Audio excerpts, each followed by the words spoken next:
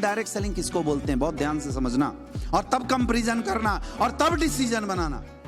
Actual direct selling का मतलब होता है एक अच्छा प्रोडक्ट एक अच्छी अपॉर्चुनिटी के साथ मार्केट में बेचना। उस प्रोडक्ट की एक्चुअल कॉस्ट होनी चाहिए।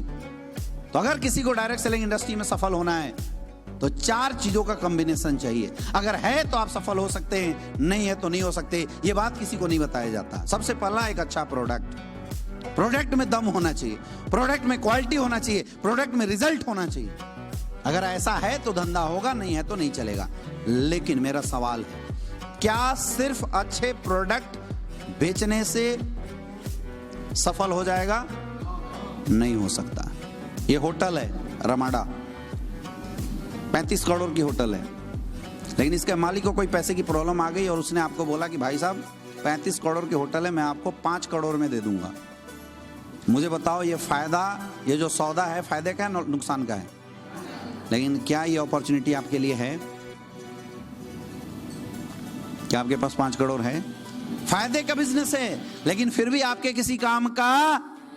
और अगर आप खरीदने चले गए तो 3-3.5 करोड़ में तुम हो जाओगे धराशायी। बैंक वाला अलग खींचेगा, होटल तो मिला नहीं तुम्हें। तो सबसे पहला होता है अच्छा प्रोडक्ट, फिर दूसरा होता है पे आउट सिस्टम। आप जिस भी संस्था में काम कर रहे हैं उसकी पे आउट सिस्टम कैसी है? अगर पे आउट सिस्टम स्ट्रांग है, जनरली आज मार्केट में, हिंदुस्तान मार्केट में क्या किया जाता है, लोग ना अपॉर्चुनिटी के नाम पे कुछ भी बेचवा देते हैं और पे आउट के नाम पे बंदर पकड़ा दिए जाते हैं, लालच दे दिए जाते हैं बस नॉर्मली। अब चूंकि आम परिवार, गरीब परिवार के लोग इस बिजनेस में जुड़ते हैं तो उनके लिए 2 लाख 5 लाख रुपए नॉर्मल लगता है यार, बहुत बड़ी चीज है। लेकिन मेरे दोस्त आप मुझे बताइए, ऑटो बेचो तभी 20,000 का कमीशन और ऑडी बेचो तभी 20,000 का कमीशन, तो हम ऑडी क्यों बेचें? क्योंकि ऑडी बेचेंगे तो लायबिलिटी भी तो आएगी, अगले को सर्विस रिस्पॉन्स भी तो देना पड़ेगा। तो फिर हम ऑटो क्यों बेचे, ऑटो भी क्यों बेचे? अगर 20,000 ही कमाना है तो फार्चून की दुकान चला के साबुन तेल निरमा सरफ ना बेच लें, कम से कम लायबिलिटी तो नहीं रहेगी, हाँ या ना? लेकिन हिंदुस्तान में क्या किया जाता है, ऑडी बेचो तभी 5,000 20,000 और ऑटो बेचो तभी 20,000 रुपए। पे आउट ऐसा होना चाहिए जो पे आउट में दम हो। आज हिंदुस्तान में जितनी भी कंपनियों ने काम किया, उन्होंने फॉरेन पॉलिसी बनाई और पे आउट सिस्टम को मार दिया। लोगों की पे आउट 6-6 महीने डिले कर दिए, लोग मरने शुरू हो गए। पे आउट सिस्टम के जो प्लान डिजाइन किया उसमें 20 से 30% का पे आउट डाल दिया, तो जो लोग कैरियर लगा रहे थे वो जीवन में कभी अच्छा पैसा कमाए ही ना। तो पहला एक अच्छा प्रोडक्ट, दूसरा एक अच्छा पे आउट, और तीसरा प्रोडक्ट और अच्छा पे आउट के बाद भी कैरियर नहीं बनती। तीसरी एक और चीज है जो आपको अच्छा होना चाहिए, दैट इज कॉल्ड एजुकेशन। सीखना पड़ेगा। हम में से कोई भी MBA करके नहीं आया, हमारे में से कोई भी बाप दादाओं ने बिजनेस नहीं किया है जो हमें बिजनेस की वर्ड बता सके। तो इस बिजनेस में अगर हमें सफल होना है तो जिस कंपनी के साथ हम काम कर रहे हैं उस कंपनी के पास एक अच्छी एजुकेशन, स्ट्रॉन्ग एजुकेशन सिस्टम होना चाहिए। हिंदुस्तान डायरेक्ट सेलरों को कंपनियों ने ना सेल्समैन बना के छोड़ दिया। ये बिजनेस था लोगों को बिजनेसमैन बनाने का, लेकिन क्या बना के छोड़ दिया गया? सेल्समैन बना के छोड़ दिया गया। सेल्समैन की एक लिमिटेशन है, वो 1 लाख तो कमा सकता है लेकिन जीवन में कभी भी 10 लाख नहीं कमा सकता। जैसे सेल्समैन जीवन भर काम करता है और जीवन भर पैसा कमाता है, जिस दिन वो काम छोड़ेगा उसके पैसे बंद हो जाएंगे। डायरेक्ट सेलिंग इंडस्ट्री था बिजनेसमैन, पैसिव इनकम लेने का बिजनेस, लेकिन यहाँ पे क्या बना दिया गया?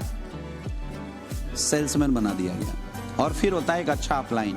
ये चारों क्वालिटी अगर मेरे दोस्त आपको अगर नेटवर्क मार्केटिंग इंडस्ट्री में मिल जाए तो मैं दावे के साथ, गारंटी के साथ आपको बता सकता हूं कि आपकी जीवन को नेटवर्क मार्केटिंग इंडस्ट्री में बदलने से कोई रोक नहीं सकता, क्योंकि यही इंडस्ट्री हमारे और आपके जैसे एक आम लोगों के जीवन में बदलाव करने के एकमात्र इकलौता प्लेटफॉर्म है।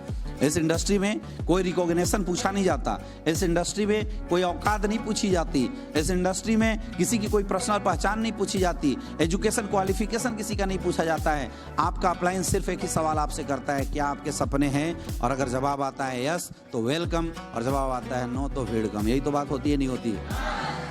हाँ या ना? तो समझना पड़ेगा, इंडस्ट्री गलत नहीं है मेरे दोस्त, इंडस्ट्री गलत नहीं है। कुछ लोगों के फेल होने से धंधा या कोई भी इंडस्ट्री गलत नहीं हो जाता, इस इंडस्ट्री के साथ गलत किया गया है। तो मैं बोलता हूं, क्या बंदर बेचने के धंधे को आप डायरेक्ट सेलिंग बोल सकते हैं? लेकिन लोगों ने बोला है और ये आपको समझना पड़ेगा।